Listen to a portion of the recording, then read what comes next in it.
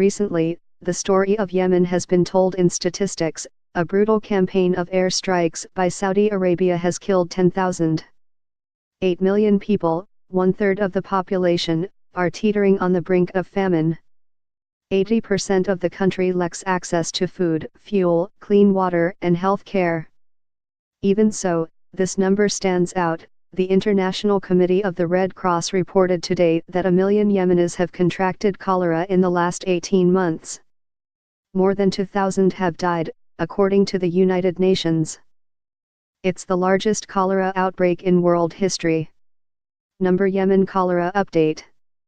We can confirm that the country has now reached 1 million suspected cases of cholera. This is devastating. ICRC, at ICRC, December 21, 2017. Let that sink in for a second. 1 million people have contracted a disease that we've understood how to treat and contain since John Snow sat by a water pump in 1854. For cholera to spread this fast, everything has to go wrong. In Yemen, everything has.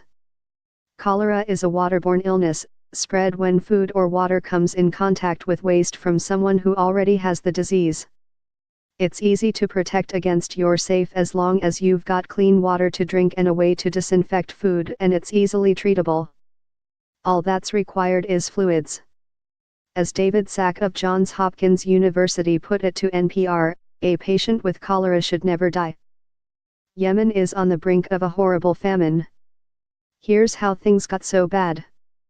Yemen is the poorest country in the Middle East and host of one of the least hospitable climates. Much of the country is desert, and climate change has made it even harder to grow crops and access fresh water. Experts predict that Sana'a will be the first capital city to run out of water. Yemenis import more than 80% of their food, fuel, and water. Even so, before fighting broke out in 2015, there was no cholera in Yemen. The country's civil war changed all that. The conflict started as slow-motion coup. Houthi rebels took over parts of the country, the government fought back. Saudi Arabia stepped in, offering assistance in the form of brutal air strikes that have killed thousands of civilians. Today, the country has no functioning national government. Parts of the country are in the hands of the Islamic State militant group or other local actors. As Chatham House put it in a recent report, Yemen resembles less a divided country than a collection of mini-states engaged in a complex inter-regional conflict. Saudi Arabia lifted its blockade of Yemen. It's not nearly enough to prevent a famine. That conflict has made it much harder to move goods into the country.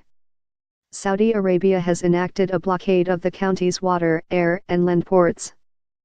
Much of what does make it into the country is smuggled over several checkpoints, and Yemenis are forced to pay the price, an especially steep obstacle considering much of the population hasn't received a salary in months.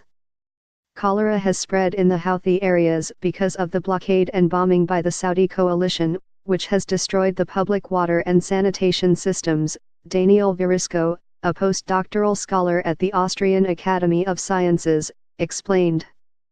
It appears to mainly be a problem in urban areas due to the breakdown of the water systems.